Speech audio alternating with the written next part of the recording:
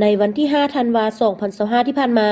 ที่โรงการบ้านน้ำถวย ได้จัดพิธีประกาศบ้านน้ำถวย เมืองโฮมแขวงไชสมบูรณ์ เป็นบ้านป้องกันความสงบดี ภายใต้การเป็นประธานของท่านคำพุทธแก้ววงศ์พร กรรมการพรรคแขวง เลขาคณะบริหารงานพรรคเมืองโฮม มีท่านพันโทฟองสมัยโซ่แสงทอง รองหัวหน้ากองบัญชาการปกสแขวงไชสมบูรณ์ ผู้ชี้นำเวียกงานสัมมโนครัวและก่อสร้างหากฐาน ท่านย่างจอล่อซัวไซ เลขาพรรคบ้านน้ำถวย พร้อมโดยคณะรับผิดชอบคันเมือง แขวง ปกสกุมบาล พนักงานก่อสร้างหากฐานการเมือง อำนาจการปกครองบ้านน้ำถวย ตลอดฮอดพ่อแม่ประชาชนเข้าร่วม ในพิธีท่านย่างจอล่อซัวไซ เลขาพรรคบ้านน้ำถวย ได้ขึ้นผ่านบทสรุปย่อเกี่ยวกับการลงประเมินครอบครัวและบ้านป้องกันความสงบดีประจำปี 2024 บ้านน้ำถวย มีทั้งหมด 157 ครอบครัว ได้จดทะเบียนสัมมโนครัวจำนวน 150 ครอบครัว และยังบ่ทันจดทะเบียนสัมมโนครัว 7 ครอบครัว การจัดตั้งบ้านในระยะผ่านมา แม้นมีการเคลื่อนไหวถูกต้องตามพระราชบทบาท สิทธิและหน้าที่ของตน ตามหลักการการปกครองขั้นท้องถิ่น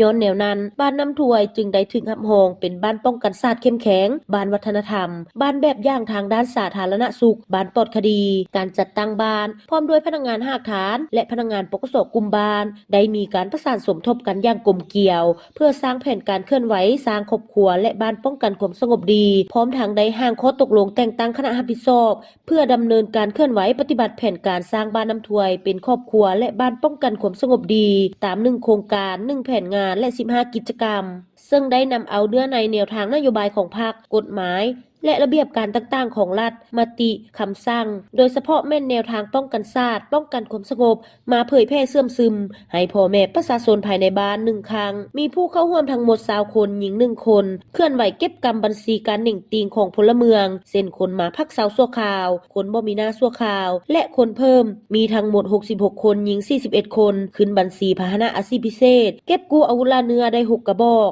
เก็บกำเป้าหมายเสพยาเสพติดได้18คนขี้ลักงัดแงะ4คนและนักเลงอันธพาล3คนสามารถประเมินบรรดาครอบครัวที่ปฏิบัติตามมาตรฐานและเงื่อนไขของกระทรวงป้องกันความสงบกำหนดไว้102ครอบครัวเท่ากับ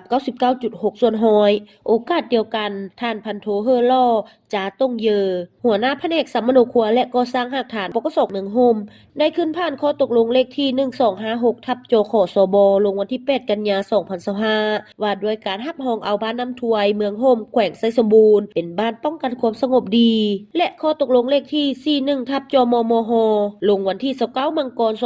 2025ว่าด้วยการรับรองเป็นครอบครัวป้องกันความสงบดีในพิธียังได้มีการมอบใบยั่งยืนบ้านป้องกันความสงบดีให้แก่บ้านน้ำถวยเมืองโฮมแขวงไชสมบูรณ์ในตอนท้ายประธานยังได้มีคำเห็นต่อพิธีดังกล่าวก่อนอื่นท่านได้แสดงความย่องโยสมเสยต่อคณะรับผิดชอบแต่ละคันพร้อมทั้งเน้นหนักให้สืบต่อเอาใจใส่เวียกงานศึกษาโฮมการเมืองแนวคิดให้พ่อแม่ประชาชนภายในบ้านให้รับรู้เข้าใจต่อแนวทางเปลี่ยนแปลงใหม่ของพรรคเป็นเจ้าการประกอบส่วนเขาในเวียกงานป้องกันศาสตร์ป้องกันความสงบอย่างตั้งหน้าปรับปรุงสิทธิหน้าที่ภาระบทบาทขององค์การปกครองบ้านติดตามกฎกา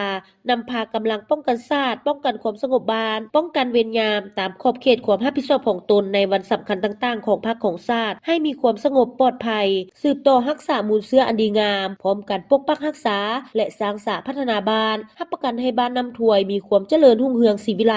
สงบปลอดภัยเป็นก้าว